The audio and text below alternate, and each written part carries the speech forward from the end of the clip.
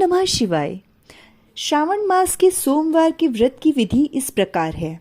श्रावण मास के सोमवार का व्रत करने वाले मनुष्यों को चाहिए कि वह ब्रह्म मुहूर्त में उठकर निद्रा त्यागें, शौच आदि से निवृत्त होकर स्नान से पवित्र हो जाएं, स्वच्छ वस्त्र धारण करें, फिर अपने कमरे में उत्तर दिशा की ओर आम की लकड़ी का सिंहासन या पीढ़ा जल से धोकर स्थापित करें। सिंहासन पर नीले रंग का वस्त्र बिछाकर शिवलिंग अथवा भगवान शिव की प्रतिमा स्थापित करें। तत्पश्चात कुशा के आसन पर बैठकर धूप दीप जलाकर सोमवार व्रत की कथा पढ़ें। उस दिन केवल रात्रि में एक बार ही फल ग्रहण करें।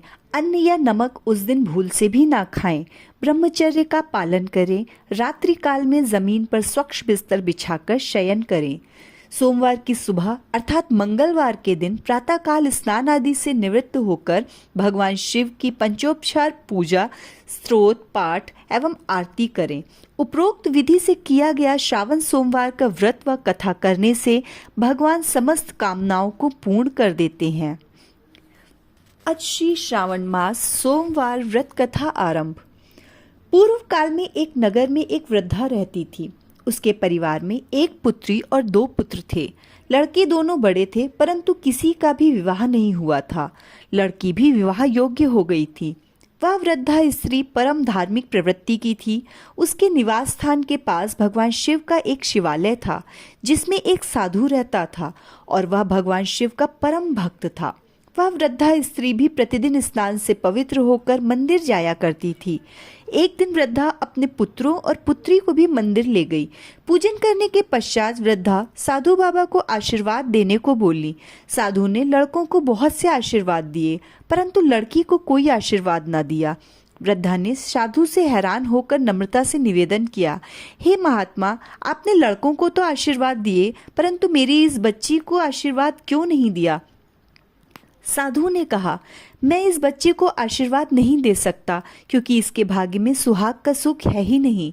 इस पर वृद्धा नारी बोली, हे बाबा, कृपा करके इसका कोई उपाय बताएं, जिससे हमारी पुत्री को सुहाग की प्राप्ति हो। साधु ने कहा, एक उपाय है, परंतु उपाय अत्यंत कठिन है। यहाँ से 7 समुद्र पार एक रमणीक नगर में सोमपत्ती नामक एक स्त्री रहती है, जिसके 100 पुत्र हैं। यह बालिका वहां जाकर अपनी सेवा से उस स्त्री को प्रसन्न करे। अगर वह प्रसन्न हो गई तो वह अवश्य ही सुहाग प्राप्ति का आशीर्वाद दे देगी। साधु की कथनानुसार वह वृद्धा स्त्री परिवार सहित भगवान शिव के सहारे घर से निकल पड़ी। 6 समुद्र तो उसने भगवान शिव की कृपा से आसानी से कश्ती में बैठकर पार कर लिए। 7वें समुद्र में कोई कश्ती नहीं थी। वे सभी भगवान शिव से समुद्र पार कराने हेतु प्रार्थना करने लगे। भगवान शंकर की कृपा से उन्हें वहां एक पेड़ दिखाई दिया। पेड़ के ऊपर एक हंस बैठा था। हंस ने उनसे कहा, मैं इस पेड़ के पत्तों से आप लोगों को एक कश्ती बना देता हूँ। उस पर बैठकर आप सभी समुद्र पार कर लें। भगवान शिव की कृपा से उस हंस ने पत्तों से बेड़ी बनाई और उस पर सवार होकर वृद्धा परिवार सहित 7वें समुद्र को भी पार कर गई। थोड़ी दूर चलने पर वे एक रमणीक नगर में पहुंचे। वहां पर उन्होंने सोमपत्ती को देखा। उसके 100 पुत्रों और बहुओं को भी देखा। उसके बहू बेटे सभी अलग अलग रहते थे। वे सभी सोमपत्ती के घर के पास छुपकर रहने लगे। भक्तिन सोमपत्ती रोज प्रातःकाल स्नान करने हेतु नदी के तट पर जाया करती थी, तो वह लड़की चुपचाप उसके पीछे से घर में जाती और घर का झाड़ू, चौका, बर्तन आदि साफ करके वापस आ जाया करती थी। स्नान करके जब भक्तिन सोमपत्ती वापस आया करती थी तो घर की साफ सफाई देखकर हैरान हो जाया करती थी और सोचती कि ऐसा कौन कर जाता है। ऐसे ही महीनों बीत गए। एक दिन किसी कारणवश सोमपत्ती की नींद देर से खुली, परंतु वह लड़की अपने नियमानुसार उसके घर की साफ सफाई के आ पहुंची और अपना नित्य कार्य करने लग गई। सोमपत्ती ने उस लड़की को देखा, पूछा, बेटी तुम कौन हो? यहाँ पर किस लिए आई हो? तुम्हें क्या चाहिए? सोमपत्ती के वचनों को सुनकर लड़की उसके चरणों में गिर पड़ी। सोमपत्ती ने अर्ध निद्रा अवस्था में ही उसे आशीर्वाद दिया, बेटी दूधवती, पुत्रवती और सौभाग्यवती हो वो। आशीर्वाद प्राप्त कर लड़की ने जब सिर को उठाया तो सोमपत्ती ने देखा कि इसके भाग्य में तो सुहाग सुख है ही नहीं, परंतु मैंने तो इसको आशीर्वाद दे दिया, यह कैसे होगा? भक्तिन सोमपत्ती अभी सोच ही रही थी कि लड़की की माँ व भाई सभी वहां आ गए। सभी सोमपत्ती से प्रार्थना करने लगे, हे माँ, अब आप ही इसकी माँ हैं। भक्तिन सोमपत्ती ने कहा, ठीक है, मगर इस श्रावण मास में आने वाले सभी सोमवार को भगवान शिव का पूजन व व्रत करो तो इसकी सभी मनोकामनाएं पूर्ण हो जाएंगी। आप लोग भी इसके लिए श्रावण के प्रथम सोमवार को लड़का ढूंढना, दूसरे सोमवार को सगाई करना, तीसरे सोमवार को साहे चिट्ठी भेजना, चौथे सोमवार को बारात मंगवाना।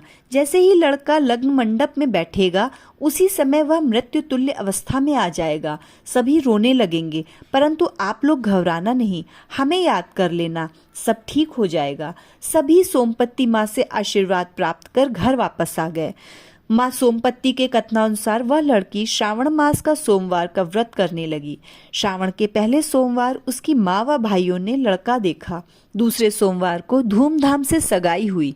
तीसरे सोमवार को साठे चिट्ठी भेजी गई और चौथे सोमवार को बाजे गाजे के साथ बारात आ गई। जब लग्न का समय आया तो लड़के को लग्न मंडप में जैसे ही आसन पर बिठाया कि वह मृत्यु तुल्य अवस्था में आ गया। बाराती व लड़की के रिश्तेदारों में कोहराम मच गया। सभी रोने लगे। लड़की मन ही मन में भगवान शंकर व पार्वती को याद करने लगी कि हे भोलेनाथ, कृपा कर मेरे सुहाग को जिंदा कर दो। लड़की की माँ व भाई परिवार सहित माँ सोमपत्ती को याद करने लगे। उनकी पुकार माँ सोमपत्ती के कानों तक जा पहुंची। उसी समय माँ सोमपत्ती ने अपने सभी बहुओं और पुत्रों पर जल छिड़ककर उन सभी को सुला दिया। उनको सुलाने के पश्चात वह अपनी पड़ोसन के पास गई और कहने लगी कि कोई भी हमारे पुत्रों और बहुओं को ना जगाए। अगर कोई जगाएगा या कोई जाग गया तो वह मर जाएगा। इतना कहकर सोमपत्ती वहां से चल पड़ी। सोमपत्ती ने अपने 100 पुत्रों और बहुओं की आयु में से थोड़ी थोड़ी आयु जल के रूप में उस लड़की के सुहाग पर छिड़ककर उसको जीवित कर दिया। लड़के के जीवित होते ही शादी की सभी रस्में पूरी की गईं। सभी बहुत प्रसन्न हुए। शादी संपन्न होने के पश्चात माँ सोमपत्ती से आशीर्वाद लेकर डोली विदा की गई। उसके बाद माँ सोमपत्ती अपने नगर को चली गई। वह लड़की प्रतिवर्ष श्रावण मास के सोमवार का व्रत करने लगी। उसके परिवार में किसी वस्तु की कमी न रही। वह सभी खुशी पूर्वक जीवन व्यतीत करने लगे। भगवान शिव ने जिस तरह उस लड़की के सुहाग को जिंदा किया, उसी प्रकार भगवान शिव की कृपा सब पर बनी रहे, सबका भला हो और सभी के मनोरथ पूर्ण हों।